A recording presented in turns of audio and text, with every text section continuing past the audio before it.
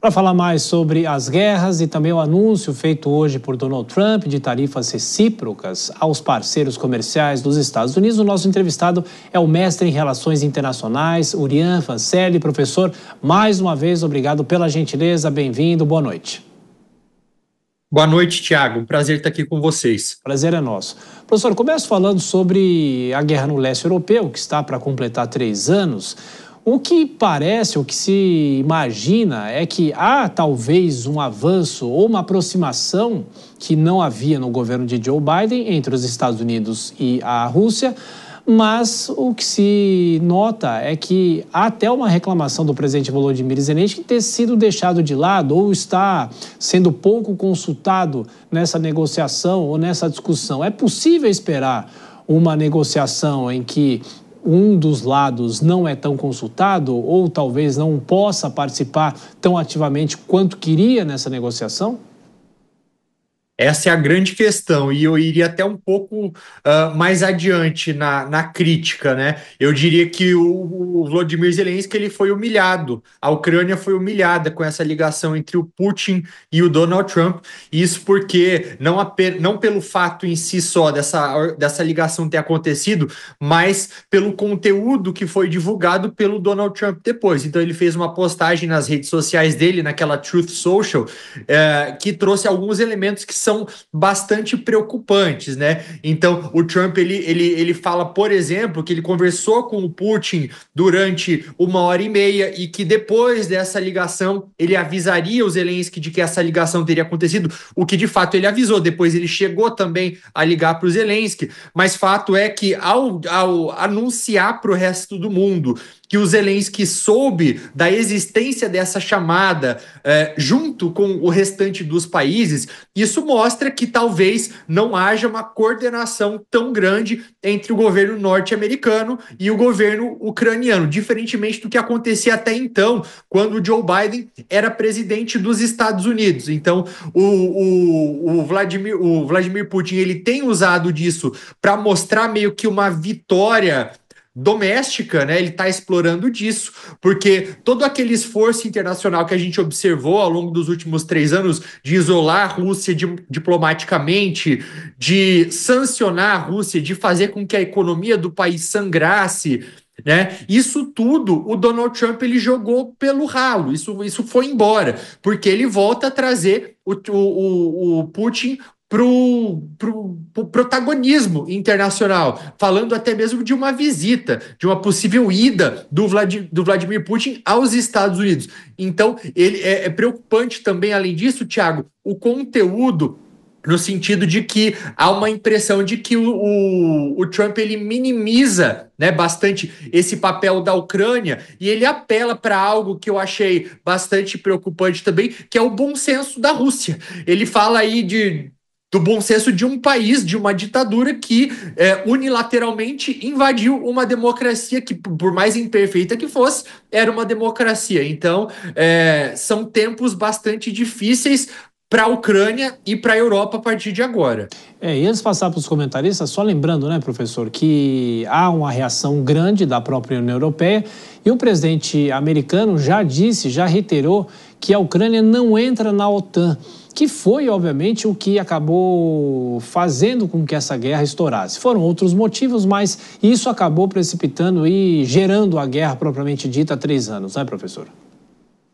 Sim, e teve mais, além dos Estados Unidos terem agora dado de bandeja para a Rússia aquilo que ela tanto queria, que era a promessa de que a Ucrânia não entraria para a OTAN, e até mesmo teve uma fala bastante preocupante do Pete Hegseth, que é o novo secretário de defesa norte-americano, ontem, em um evento que estava acontecendo na OTAN em Bruxelas. Ele disse que é praticamente impossível que a Ucrânia volte a ter aquelas fronteiras que ela tinha em 2014, ou seja, ele já deixa claro que, muito provavelmente, a Ucrânia não vai recuperar a Crimeia. Então parece ser um movimento que é o oposto do que o Donald Trump está acostumado a fazer, porque ele que gosta de ter tantas vantagens diferentes sempre no momento de fazer uma negociação, ele que se gaba de ser um ótimo negociador, parece que já está chegando agora para negociar, dando à Rússia tudo aquilo que ela pediu. Então é por isso que ele é percebido pela Ucrânia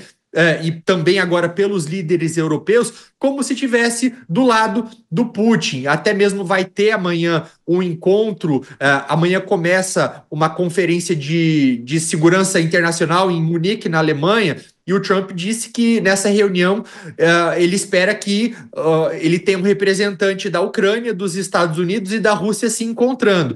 Qual que foi a reação ucraniana a isso? A rejeitar, a dizer que não vai comparecer a essa reunião, porque o Zelensky entende que ele espera que haja algum tipo de consenso entre o Ocidente, primeiramente, entre os países que apoiam a Ucrânia, para quando se chegar no momento de sentar à mesa com a Rússia, aí eles falarem numa linguagem só, né? Então o Zelensky até tem feito ao longo das últimas horas algumas postagens nas redes sociais que eu acho até uma maneira de comunicação bastante falha por parte do governo ucraniano, dizendo que ele falou com o Donald Tusk, primeiro-ministro da Polônia, sobre isso, que ele falou com o primeiro-ministro da Espanha, o Pedro Sánchez. Então, dá ali uma impressão de fraqueza, porque se por um lado você tem o Donald Trump falando com o Putin, o Zelensky ele tá errando na comunicação, dizendo que as pessoas com quem ele fala são líderes de países que não são tão relevantes assim no apoio à Ucrânia. Então, tá errando na comunicação também.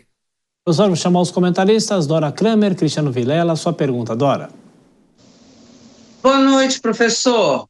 Bom, por todo esse quadro traçado aí, que a gente não sabia, eu fiquei impactada com essa coisa, né, de dizer que, olha, a Ucrânia não vai ter a mesma configuração territorial de antes, ou seja, não vão devolver os territórios, não entra na OTAN, essa proximidade toda do Trump com o Putin. Qual é a chance, professor, da Ucrânia, se é que há, não sair derrotada dessa guerra em que ela foi o país agredido?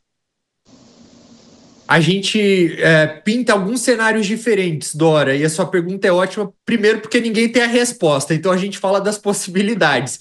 Então, uma delas, uma condição de uma Ucrânia vitoriosa, né, na melhor de todas essas hipóteses, seria ela recuperar tudo aquilo que ela perdeu desde 2014, quando houve a invasão da Crimeia, algo que já foi descartado ontem pelo secretário de Defesa dos Estados Unidos, né, dizendo que isso vai ser muito difícil.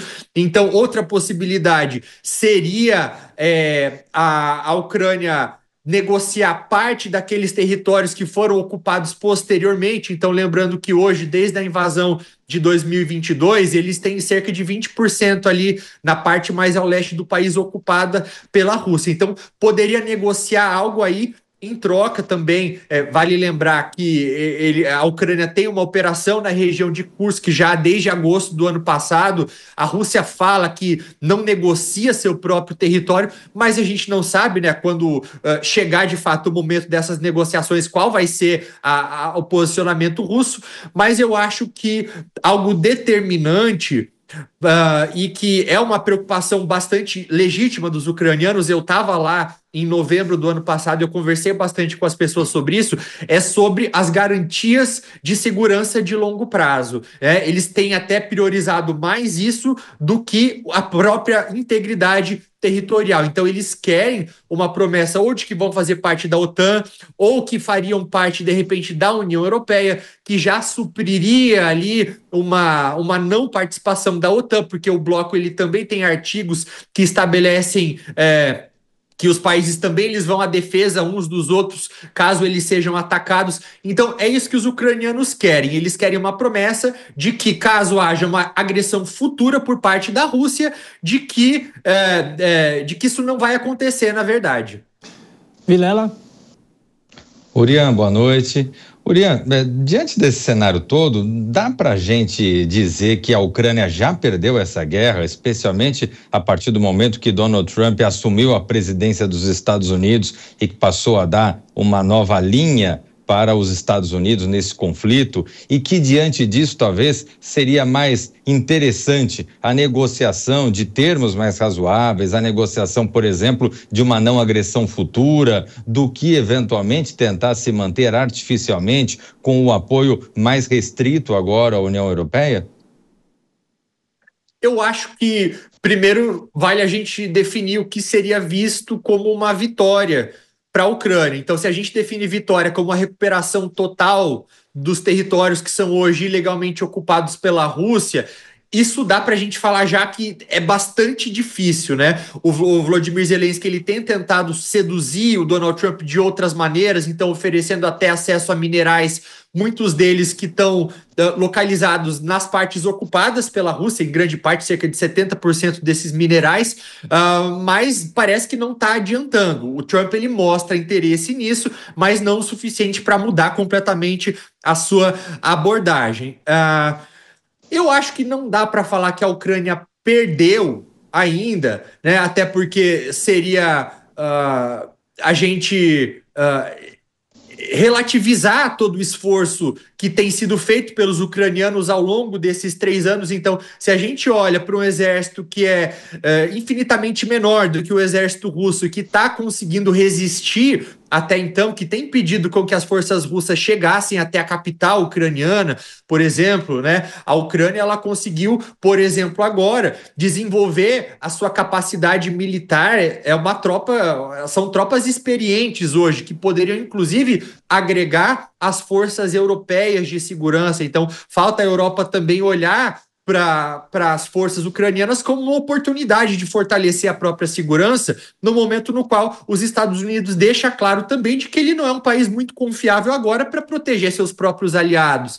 A Ucrânia está se desenvolvendo ali no setor de tecnologia também, então ela pode se tornar um hub de produção de armamentos, de drones da Europa. Então eu acho que essa definição de perder a guerra, eu acho que ela depende aí de qual fator, qual lente a gente usa para analisar isso.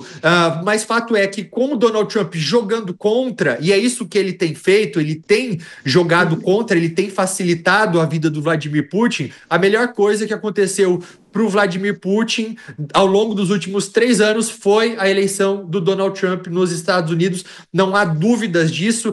Quem acompanha minimamente a imprensa russa entende que o Putin ele está usando dessa relação, dessa proximidade dessa maneira. É uma proximidade que a gente já sabia que existia. Inclusive, acho que até já falei aqui na Jovem Pan. Sim. Que no ano passado o Bob Woodward, que foi o jornalista investigativo norte-americano que expôs todo aquele escândalo do Watergate, ele lançou um livro no ano passado no qual ele falava que o Trump e o Putin, eles já conversaram diversas vezes, pelo menos 7 vezes desde que o Trump deixou o cargo, né? Desde que o Joe Biden foi eleito presidente dos Estados Unidos. Chegou a enviar testes de Covid durante a pandemia para o Putin na Rússia. Então, é uma proximidade no qual o Putin, por exemplo, ele replica agora o discurso de que as eleições de 2020 nos Estados Unidos foram roubadas. O Putin falou para a imprensa russa que se o Trump fosse presidente, ele jamais teria invadido a Ucrânia. Então, é uma maneira também do Putin dar ali aquele biscoito ideológico que o Trump tanto gosta, que é a bajulação para ele poder mostrar para o público interno. Professor Urian Fancelli, mestre em Relações Internacionais, como sempre, obrigado pela análise aqui na Jovem Pan e voltaremos a nos falar. Grande abraço, até a próxima. Obrigado. Obrigado, até a próxima.